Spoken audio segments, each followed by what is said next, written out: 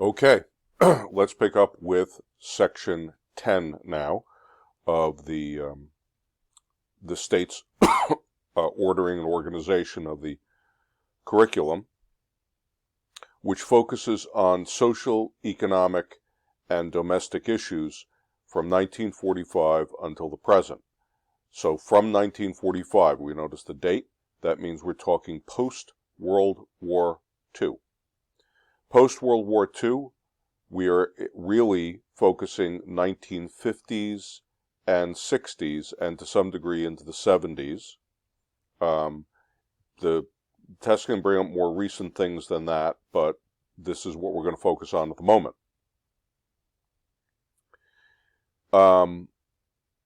So the big item here is social and economic change that takes place.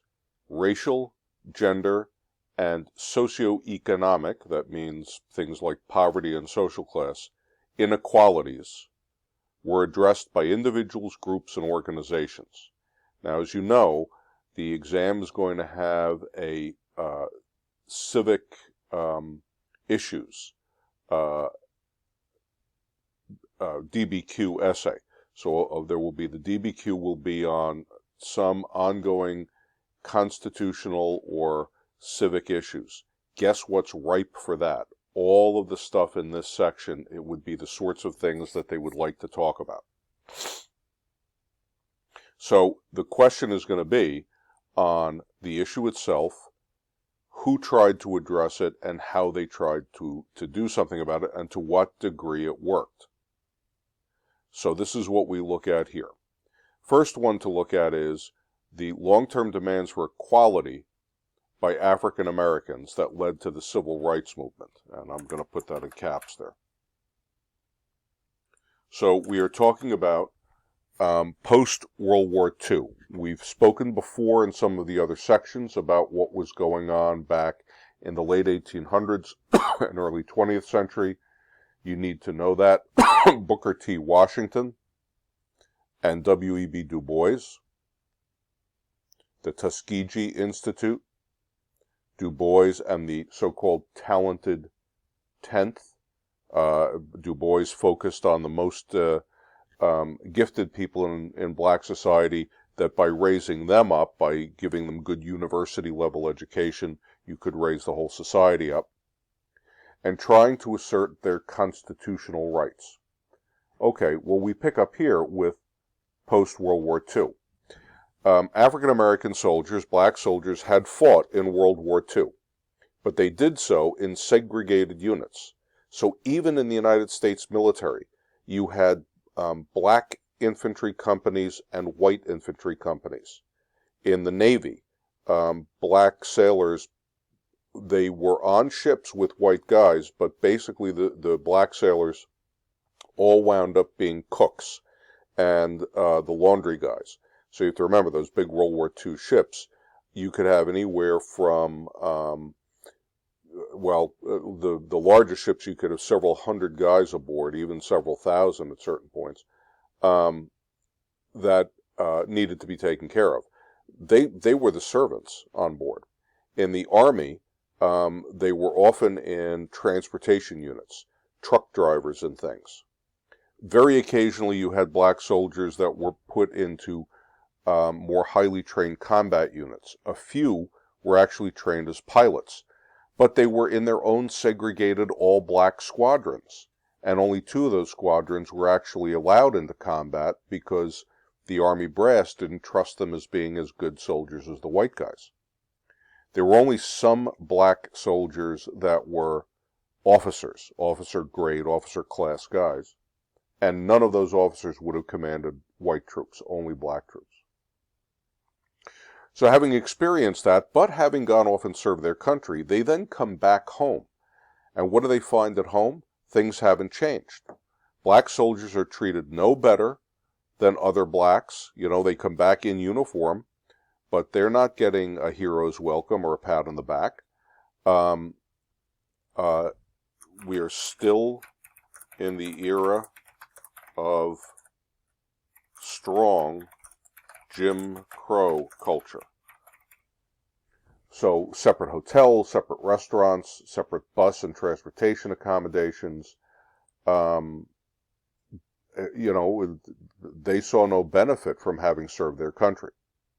It's a little background there. So let's take a look at some of the people who make the civil rights movement happen. Probably the most important is the Reverend Dr. Martin Luther King Jr. He's the Reverend Doctor. He had a PhD, and is therefore often called Dr. King. He was a Baptist minister, so a Protestant Christian minister, a very young guy in 1955. Not famous, nobody had ever heard of him. But he's down in Montgomery, Alabama. And at that time, the buses in Montgomery, they were the way that working class people got around. Most black people in Montgomery would have had low-paying, low-wage jobs, and they would have gotten to work. They didn't own a car. They would have gotten to work on the bus. Okay. The buses were segregated. White people got the good seats up front. Black people had to sit in the back of the bus. Well, along comes Rosa Parks. And let me just, I guess I should show you just for a minute a couple of pictures here so you get a sense of this. So we talk about this Jim Crow feeling in the world that they're in. What does Montgomery, Alabama look like if you're a black person? Well, for instance, you have this. Water fountains.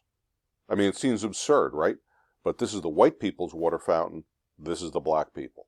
The white people get nice brand new water fountain. That's a water cooler. We don't really have them in the school anymore, but we used to have this sort of thing around. And there's like a refrigerator unit here. So the water comes out nice and cool, nice and clean. And this is an old piece of junk here because that's good enough for the black people. You want to go out, you want to go out to the movies at the time, right? Television is coming along, but movies are still a big thing. Well, if you were black, you couldn't go to the regular white people theater. You had to go to the colored people, that was the polite term of the day, to go to the movies. And, as you can imagine, I mean, if you look at the movie theaters of the day,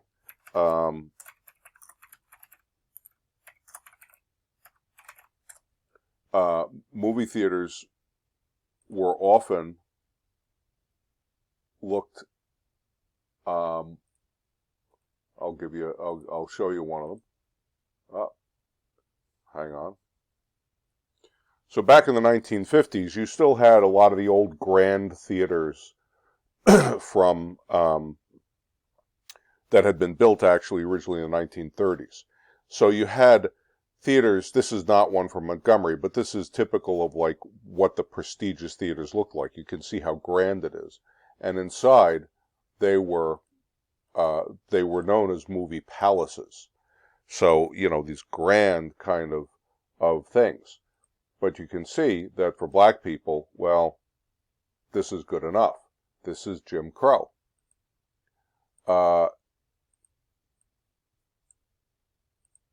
Advertisement for a laundry service. You could send your wash out. We wash for white people only. So you can be sure that your towels and sheets were not ever going to make contact with those of black people. This is always an interesting picture I like to show folks. Whoops. Pull it down just a bit. So this is a laundromat, right? You could take your wash down. Not everybody had washing machines in their home. A lot of people did, but not everybody did. And so you could go down to the coin-operated laundromat. Whites only. Again, so your sheets and towels didn't have to touch black people's. But notice, only white people allowed in. Well, maids in uniform are accepted in. What does that mean? What's that code for? The maids were black. So as long as a black person was there washing a white guy's laundry, they could use the place. But you couldn't wash black people's laundry in there. That's the absurdity of it. Okay, well, this is Rosa Parks. That's her right there. And this is a Montgomery bus. And so the story goes, in 1955, she got onto the bus, sat down in one of the front seats, and refused to move. And this triggered massive, she was arrested, there was a law case, and the Montgomery boycott. In protest, Martin Luther King organizes all of the black people of Montgomery to boycott the whole bus system. So let's hit them where they live. They make a lot of money on black people commuting to work, so we will just stop using them and see what happens. It was rough. King's home, where he was living with his wife and a couple of very little kids. They were little, I want to say they were maybe first grade kids. One was probably a little younger, maybe kindergarten. They're all living there. His house was firebombed. He was arrested a couple of times on trumped-up charges. They arrested him once for driving, not for speeding, for driving too slow. The boycott took a long time. People had to walk to work and carpool. They came up with these carpools, and black-owned taxi companies volunteered their services to bring people to work, so that the boycott on the buses, they could still get to work and not use the bus. It took over a year, 385 days, I think it was, before finally the bus company gave in. The city of Montgomery gave in and started to allow black people to be treated the same on the bus.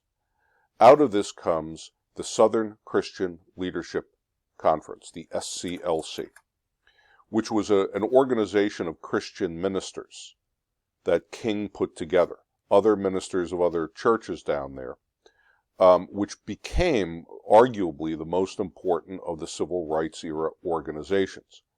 It also made King a national figure. He became the public face of the civil rights movement in 55, 56, 57, 58.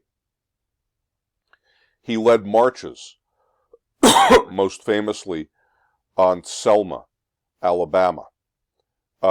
He led protests at the Lincoln Memorial in Washington. And this was because he developed a strategy and philosophy of nonviolent resistance to evil. He insisted that his goal was not hatred of white people or destruction of his opponents. He said that what he wanted was their conversion, to change their hearts, and to have a society that was free of prejudice, where white and black people lived in love. He used the word love and cooperation. That's what he was aiming for. And his strategy, we should put in here,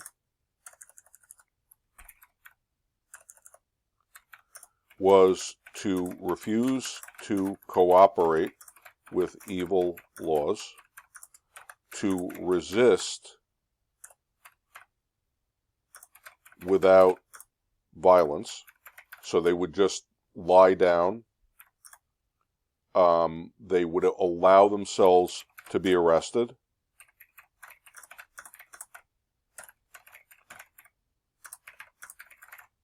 And never ever hit back. And things got really violent against them. In 1963, and obviously I'm short-circuiting this history here, but just giving you the bare highlights, he leads a protest in Birmingham, Alabama.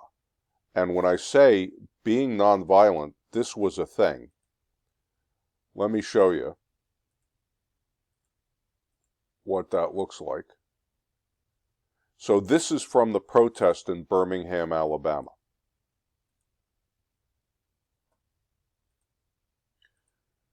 They had a silent march down the street. Just black people, a lot of them very young black people, high school, college kids, who simply walked down the street. That's it. That's all they did. And the Birmingham police came out with attack dogs and sicked at the command of their chief of police, a guy named Bull Connor. That was really what he was called, Bull Connor. A vicious white racist. I mean, an open white racist. Ordered the cops to sick the dogs on these guys. And they did. These are the kinds of scenes that went on all over Birmingham that summer as this went on. They also got the fire department out there. The Birmingham Fire Department was brought out to attack the silent marchers, and the marchers did nothing. They didn't smash a window. They never threw a punch back. As much as they were arrested, this was the very strict discipline that King insisted on. You never throw a punch back. You never push back.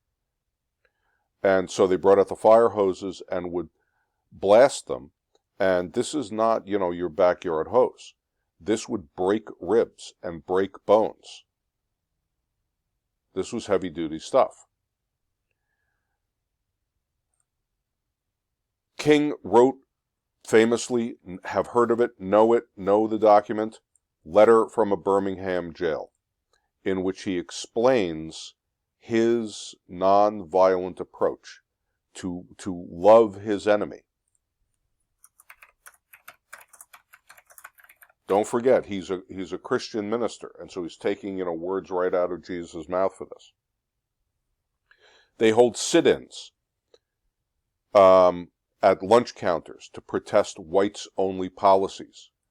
So you had, I think I have them here. Here we go. You had things like this. So they would go in and they would, this was a whites-only lunch counter, so they'd just go and sit there and wait to be dragged out, having been arrested. And I should point out,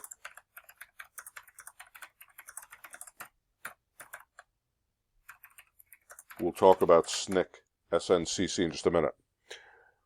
It brought national attention to what amounts to anti-black legal terrorism in the South. And that's not propaganda. The Southern mayors and sheriffs and these town police chiefs were quite open about their racism. And it was pretty damn brutal. And people are watching this on TV, which everybody's got now by this time. He led a massive, huge march on Washington, which was another one of these peaceful protests in Washington, D.C. They go to the Lincoln Memorial on the Mall down in Washington. And this is Dr. King himself, and this is the Washington March, and you can see the sea of people that goes all the way back to the Washington Monument here.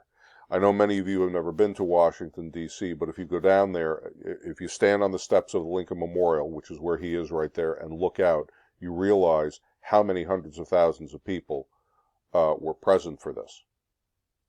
There he gives a famous speech. And I'll show you this. This is him. You usually don't see this angle on this speech, which is why I wanted to show it to you. That's Martin Luther King there himself, in the middle of giving the speech. That's a Parks Department ranger, because the Lincoln Memorial is a park, a national park facility. And you see some of the other leaders here. You don't need to know all their names, of the NAACP. We'll talk about that in a minute. But you see an awful lot of white guys, and some white women in there. The group that King gathered was led largely by African Americans for obvious reasons, but he drew an awful lot of other people who admired his nonviolent philosophy, his belief in justice, and and his concern for justice for all. He didn't just march for black people, it was for the rights of everybody, was kind of how it was. And so his movement took in a whole group, or a whole range, I should say, of people. Back here, this guy's got this kind of odd hat on. This is one of the unions that was there. There were an awful lot of union members that showed up. Some of these are government officials down here. So it was a wide range of people. The I Have a Dream speech gives you kind of a sense of who this guy was. This is only a little part of it. I have a dream that one day this nation will rise up and live out the true meaning of its creed. We hold these truths to be self-evident, that all men are created equal. I have a dream that one day on the red hills of Georgia, the sons of former slaves and the sons of former slave owners will be able to sit down together at the table of brotherhood. That doesn't sound like revenge. I have a dream that my 4 little children, by this time he had 4 kids, will one day live in a nation where they will be judged not by the color of their skin, but by the content of their character. You may have heard that phrase before. That's where it comes from. That's his phrase.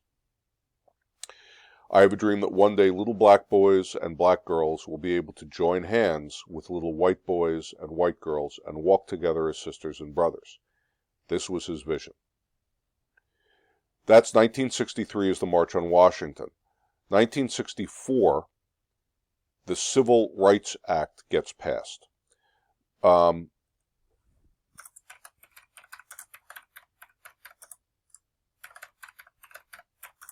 And I want to be clear about this. So, in 1963, just after that march, John F. Kennedy was assassinated. When Kennedy was assassinated, Lyndon Johnson, his vice president, became president. Johnson, shall I say, used the assassination to get the Civil Rights Act passed. He goes to Congress and says, President Kennedy wanted to fix this problem of Jim Crow. We owe it to his memory to get this done. Johnson was actually a bigger believer in civil rights than Kennedy ever had been. Even though Lyndon Johnson was a Southern boy from Texas, white guy, he was a true believer in civil rights for African Americans. And so he uses the momentum, if you will, the memory of Kennedy to accomplish this in Congress. But he couldn't have done it if King had not also had kind of set it up for him. So by 1963, King had been doing this. The March on Washington, I think, was in September of 63. Kennedy was killed in November of 63. And now the momentum has built up to do the Civil Rights Act, and Johnson is able to put it over the top. It's a federal law, know it, that ends Jim Crow segregation. It's 100 years after the Civil War ends. 1864, the Civil War ends. But the Civil Rights Act makes all of that discrimination illegal. The following year, they pass the Voting Rights Act of 1965, which is a similar idea, except it's specific to the voting situation. So it makes illegal the literacy test, the poll tax, the grandfather clause, all of that stuff that we talked about in Reconstruction, if you go back, that were used as tricks to keep black people from voting. Sadly, as you know, 1968, Martin Luther King is suddenly struck down, assassinated by a guy named James Earl Ray, who was just an out-and-out white racist. Okay, so this is what he accomplishes. A couple of other key figures that the state specifically says you need to know, and you do for the history. Malcolm X. Malcolm X also campaigned for civil rights for African Americans, but he's kind of the opposite number to King.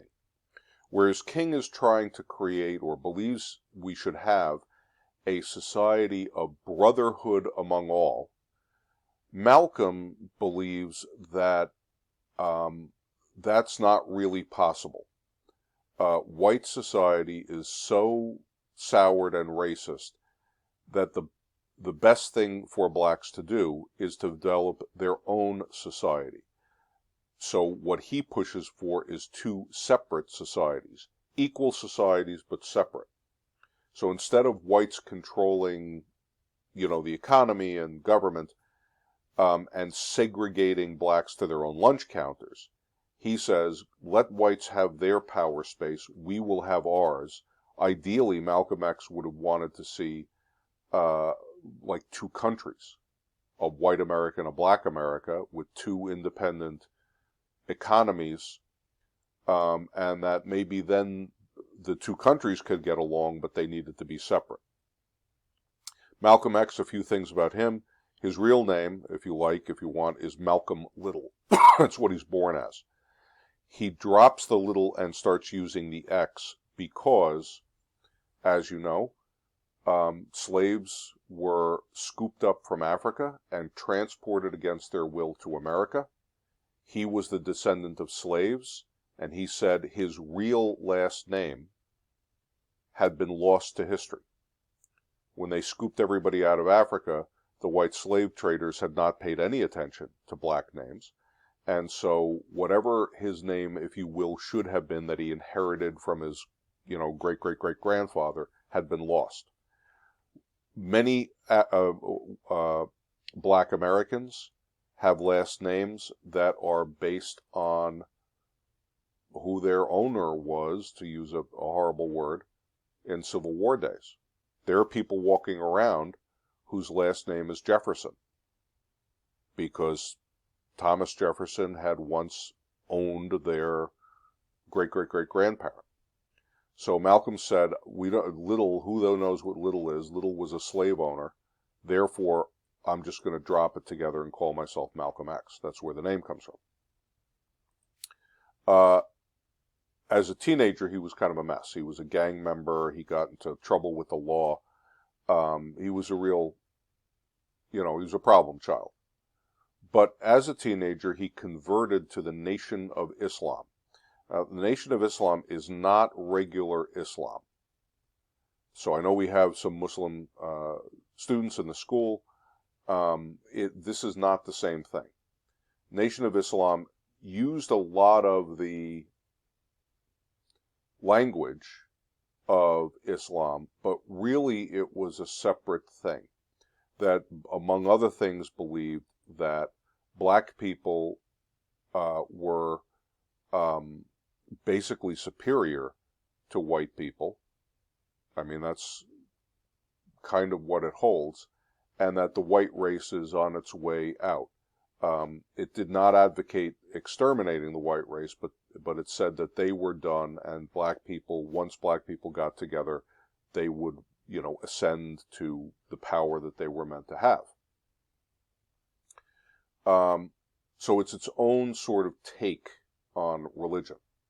And he gets converted to this. One thing that the Nation of Islam does do, it insists on its members being drug-free, alcohol-free, clean living, moral living, hard-working, that sort of thing. And for a kid like Malcolm, who was kind of, a mess no matter what he was, this cleaned up his act. He became a very sharp, very intelligent. Malcolm X was an extremely intelligent man and a great writer. Got himself some good education and became a leader and spokesman in the Nation of Islam. He asserted that rather than pushing for integration, the opposite of segregation, black people should develop their own society, their own economy, their own businesses separate from white society.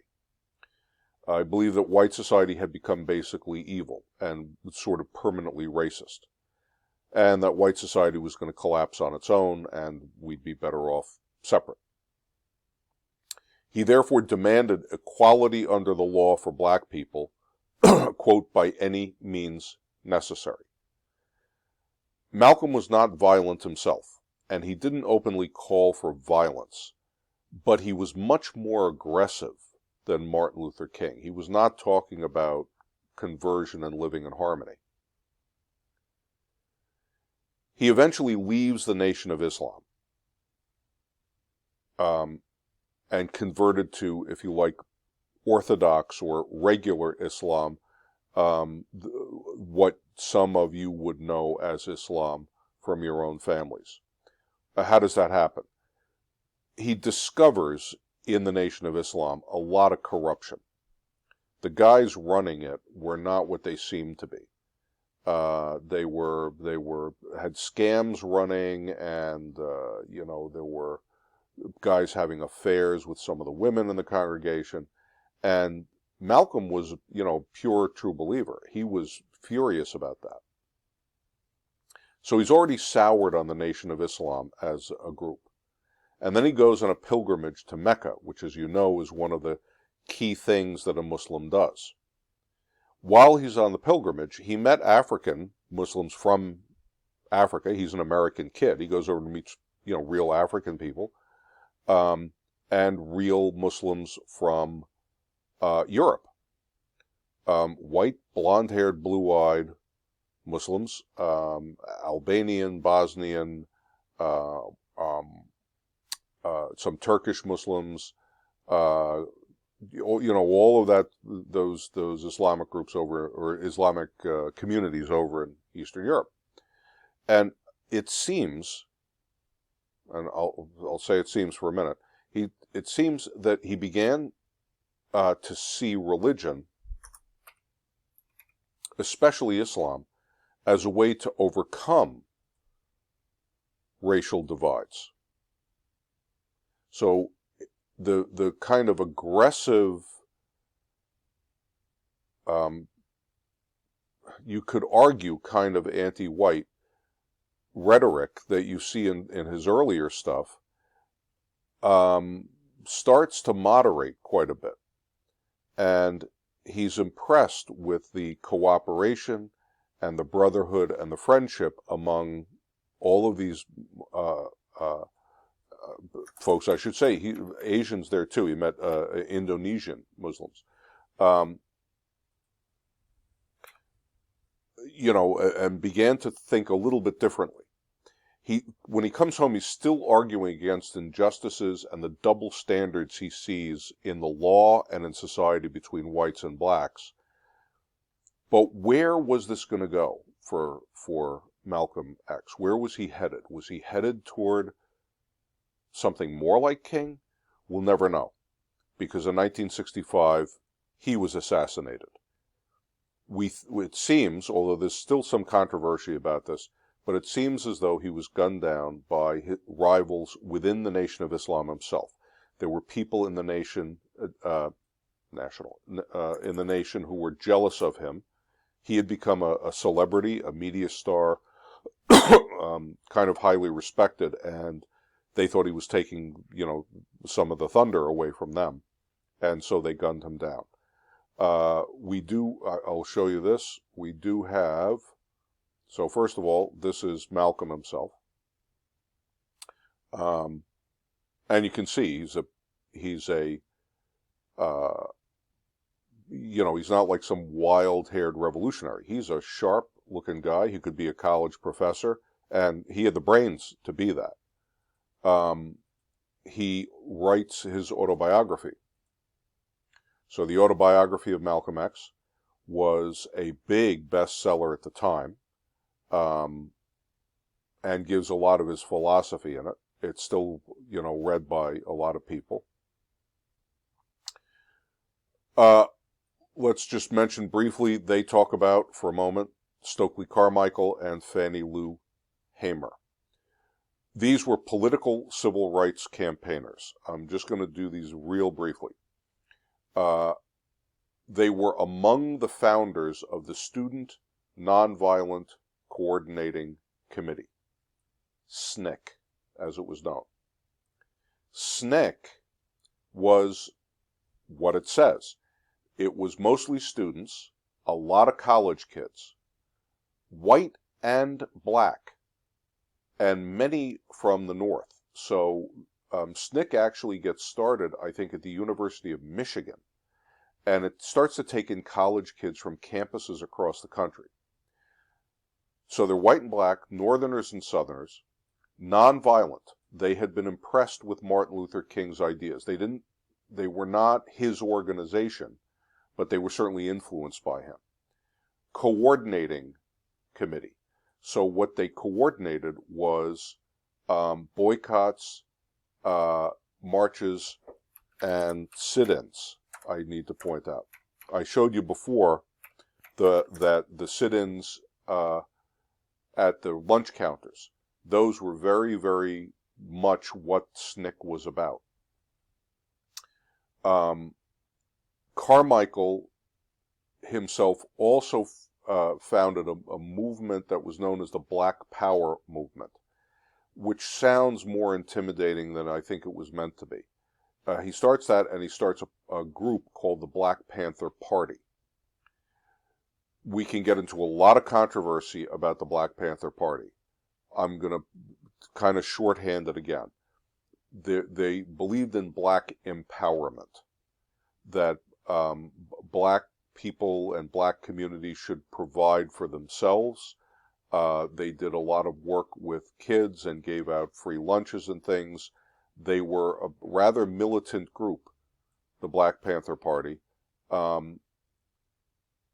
They got blamed for a lot of violence that they were not really involved with, but they believed themselves to be a political movement. Similarly, Fannie Lou Hamer, a woman who was also involved with SNCC, and she went on to found the Freedom Democratic Party, which was a kind of third party in the South. So the Republicans were not really helping the civil rights movement at the time, and the Democratic Party in the South was seen as dominated by whites. So she started this as a kind of black people's alternative to get attention to her issues. She was also very involved with other women's rights groups. So a lot of organizations for black women specifically. I'll just show you real quick. There's Stokely Carmichael. There is one of the early SNCC committees, and you see the SNCC kids are white and black, and mostly young people there. And this is, if I can find it, Fannie Lou Hamer. This is her speaking about the Mississippi Freedom Democratic Party. Okay. Now, it says that you need to know examine the roles of groups such as the NAACP, the SCLC, the SNCC. SNCC we just talked about, SCLC we just talked about. So,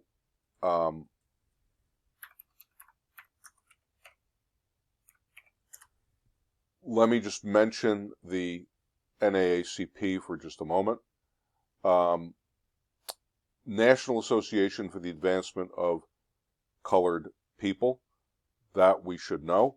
That goes all the way back to W.E.B. Du Bois, back at the turn of the century. And if I can just pull up, I shouldn't take time on this, but if I can show you, I specifically want to pull in a couple of things here. Oh, there we go. This is perfect. So if I can show you, the NAACP originally campaigned to stop lynchings. We remember that from back in that industrialization and post-Civil War period. And it encouraged lawsuits to demand rights under 13th, 14th, and 15th Amendment. So it was a very early group. But I'll just show you, this is the NAAC, this is some people involved with the NAACP at some of King's protests. So you may not recognize all these people. That's Harry Belafonte, who was one of the great actors and singers, entertainers of the 1950s and 60s. He just passed away just recently. Black guy, very active in civil rights. That's Charlton Heston. Charlton Heston, maybe you've heard of him. He was a movie star. He played Moses in the biggest production of the movie of the Ten Commandments, which was a huge movie in the 50s. He was a big star in the Planet of the Apes movies, the originals of those. And he later became a big spokesman for the National Rifle Association. He was a screaming Republican and a conservative guy, but he was involved with the NAACP because he believed in equal rights for African Americans. That's Marlon Brando there. Brando, again, you may have heard of. He was probably the most prestigious actor of the 1950s and 60s. You may know him as the Godfather from the Godfather movies. He also was very involved in these. I'll also point out to you, so this here is, this is actually a shot at the March on Washington. There's Harry Belafonte again, and there's Charlton Heston again. That's Sidney Poitier. If there were two African-American actors who were by far the biggest actors of their generation, it's Belafonte and Sidney Poitier. And Sidney Poitier in particular was I guess, the more literary of the actors. He was in a lot of really important movies and plays. This is Burt Lancaster. And Burt Lancaster was a hugely famous actor and producer of movies. So these two guys here, this is Hollywood royalty. White, that are involved with the NAACP at the time.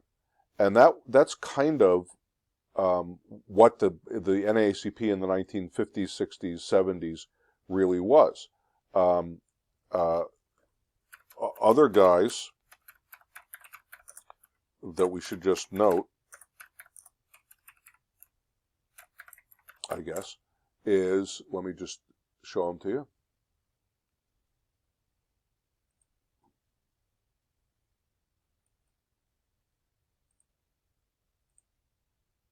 Here's a guy you might recognize, maybe, I don't know. This guy here, Jackie Robinson. Jackie Robinson was a lifelong member of the Republican Party and active in the Republican Party. But, of course, he's the guy who integrated almost single-handedly baseball. And he was that in the early 50s. He's got a little bit of gray by the time they do the March on Washington. But he too, he's a Republican, but an admirer of King. And I just want to pull up one more just to make the point here. Another guy who was very, very involved in the civil rights movements was, if I can get a good shot of him here, hang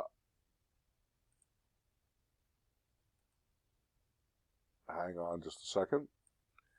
I'll just mention Sammy Davis Jr., again, one of the most famous entertainers of the 50s, 60s, 70s, singer, dancer, all that stuff. That's him with Martin Luther King. And one of Sammy Davis Jr.'s closest friends, I don't know if you know from whatever cultural knowledge, is Frank Sinatra.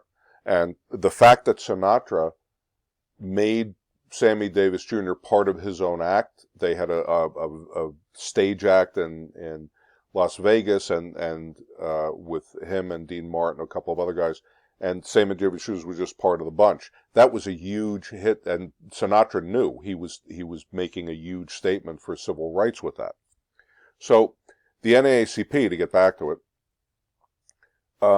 became sort of the granddaddy of the civil rights organizations in the 50s and 60s, continued to sue, to use their legal background to push for civil rights, and drew in a lot of prestigious actors and entertainers and cultural figures, white and black, to support them. Okay. Excuse me. Now, we've got to talk about a couple of things they want you to know specifically about a few of these things. So let's talk about that. Brown v. Board of Education of Topeka, Kansas. Absolutely key. Must know this case. Brown v. Board, 1954, undid Plessy v. Ferguson. Plessy Ferguson, you remember from 1896, late 1800s, is the ultimate Jim Crow case. The original case was about railroad waiting rooms, and this was down in Louisiana, and there was one for whites and one for blacks, and there was a lawsuit brought that segregation was wrong. Supreme Court said that separate but equal is okay,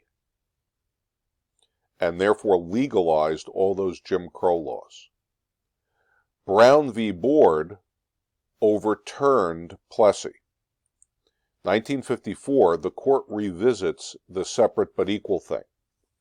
And it was about schools specifically. You had two separate school systems in Topeka, Kansas. One for whites, one for blacks. And, you know, clearly the schools were never, in fact, equal. So if you look at you know, on a practical level, what the pre-Brown v. Board world was, I'll just pull up for you here. Hang on. So these are actual photos of a black school of the time. It's a shack. If I can also point out to you,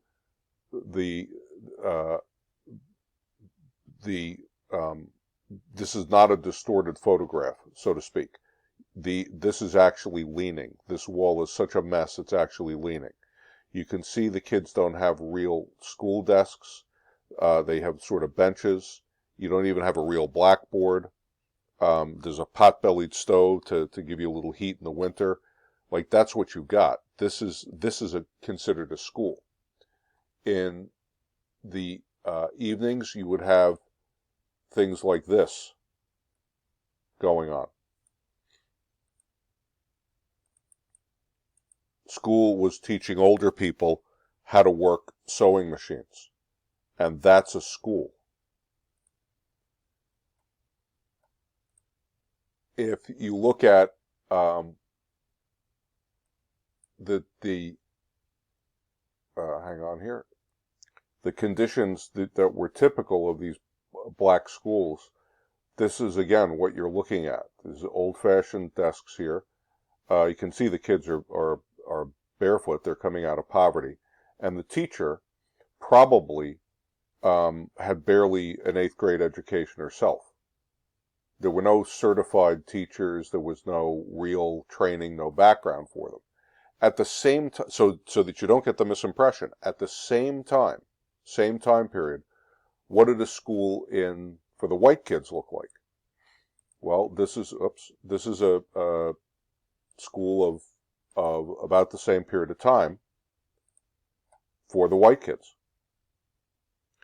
And you see not too different maybe from, it's not up to date and they don't have laptops, of course, But you can see it's nice. You've got a teacher in the back who looks like, you can guess, probably certified.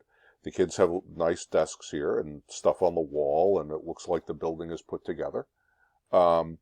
Different town. This is, again, a school typical of the time, and you see the beginnings of integration. After Brown v. Board, these kids who would have been going to one of those other schools are now allowed to attend this. What a difference their day must have been for that to happen. I mean, just the fact that you have a clean, well-lit building that's not falling down. And so you can see that, why the black kids wanted to have the equal shot.